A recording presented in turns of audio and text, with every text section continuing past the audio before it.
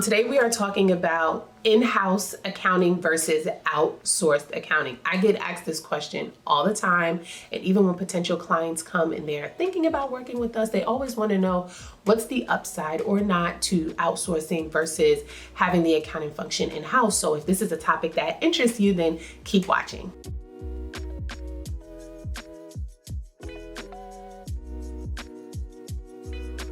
So first, let's talk about the advantages of having an in-house accounting team. So first things first is dedicated attention, right? And I kind of use this term a little bit lightly because we know that within the nonprofit space, a lot of times resources tend to be limited. So while you get someone or a team rather who's working in-house and they're dedicated to your organization, a lot of times their time is split because they're taking on tasks and responsibilities that may not fall within the accounting realm, but do still support the organization. So all in all, when we say dedicated attention, what do we really mean? Dedicated attention means that this team is solely focused on your organization's needs. So sometimes that means that there's like quicker response times, there's more customized solutions, and in some cases it can mean a deeper understanding of the organization's finances, a deeper understanding of how the organization runs and operates, and all because these people are embedded within the organization. They are employees, right? And so they are only working on your organization and in your accounting function. The next advantage is immediate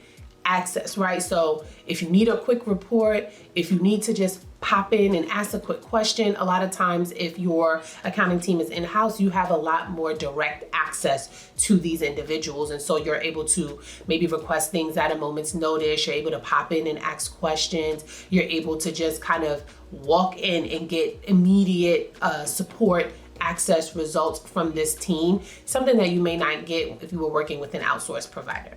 And the third advantage is what I will call cultural alignment, right? And so no matter how much we may want to be immersed in the organization's culture, someone or a team who is operating in-house naturally is going to be, well, hopefully, a better cultural fit, right? And so a lot of times because they're there, they have access to the different team members, right? The different staff members, they're more embedded in the organization and have a deeper understanding. They are able to a lot of times assimilate better and be more culturally aligned with the rest of the team, with the rest of the staff. And so depending on what you're going for, what fit you're looking for, that might be something that you want to consider. Now, if we shift a little bit over to the benefits of an outsourced provider, the first thing that kind of is on everyone's radar is like cost effectiveness, right? Because you're not having to hire, train, pay a salary, pay benefits to this outsourced provider. All of those things are taken care of by the person or the organization that you choose to partner with, right? And so there is a huge cost savings there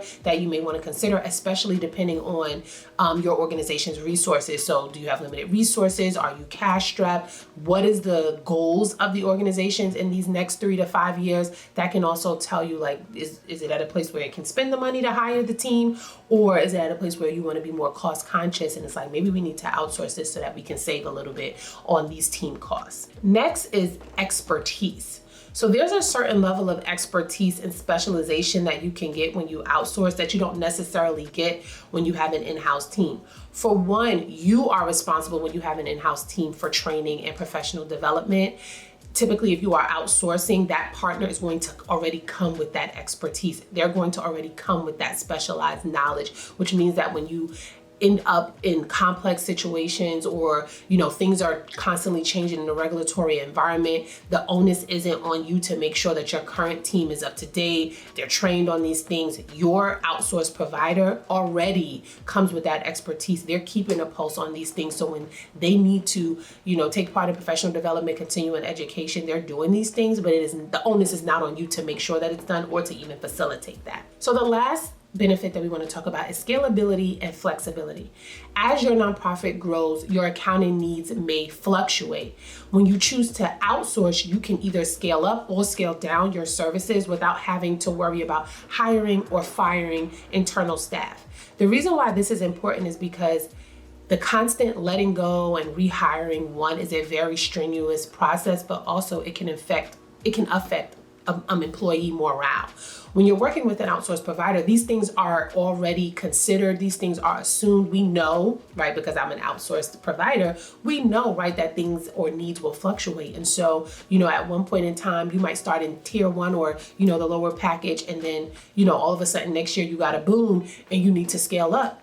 Or it might happen in the reverse, but it's much easier to manage that when you're working with an outsourced provider versus if your team is in-house and you have to have those difficult and hard conversations of letting people go and then potentially affecting how people feel in the organization and their ability to do their job. Now I want to talk about some things that you want to consider when you're determining which one is going to work for your organization. Now, I am of the mindset that one isn't necessarily better than the other, but depending on your organization's needs, your resources, your goals, right? The avenue that you want to take is going to vary based off of those things. And so the first one being cost effectiveness or cost comparison, right?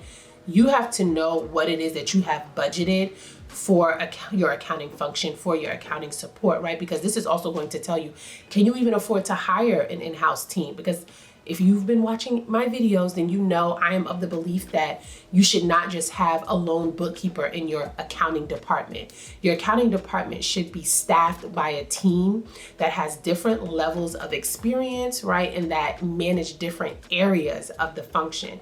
And so if you are not able to comfortably hire that team, then you may want to think about outsourcing because it could be the better option for you. So that's the first consideration. The next is skills and expertise. You want to think about your organization's complexity or not to determine the level of skill set that is needed. If you realize that things are complex and it requires a special set of skills, then outsourcing may be the better route to go in. But if things are pretty straightforward, not much fluctuation, not much complexity, then you may very well be able to just hire in-house and keep things in-house and that work well for your organization. But before you decide, you want to make sure you make that assessment first of what the organization needs and then determine which option would serve you better. The last consideration that I want to cover is time commitment. You need to think about the time that it would take to manage an in-house accounting team versus overseeing an outsourced partner. And I've used those two terms deliberately because there is a difference in managing versus overseeing. A lot more is involved when it comes to managing and having employees in-house versus taking an outsourced route. And so time commitment needs to be evaluated to determine what's going to work best for your organization. All in all, the right decision is going to be dependent on your organization's needs and priorities. I know people hate when the answer is it depends, but really it depends, right? And so I'm sorry if that's not the answer that you were looking for, but hopefully you've gotten some things to think about as you make the assessment because you don't want to make a decision prior to making the assessment. Remember, there are no one-size-fits-all answers. Take the time to assess your organization's goals, resources, growth projection, all before making a decision. Now, if you found this video helpful, share it, give me a like, subscribe, and stay tuned for more nonprofit insights. And until the next time, I'll see you guys in the next video.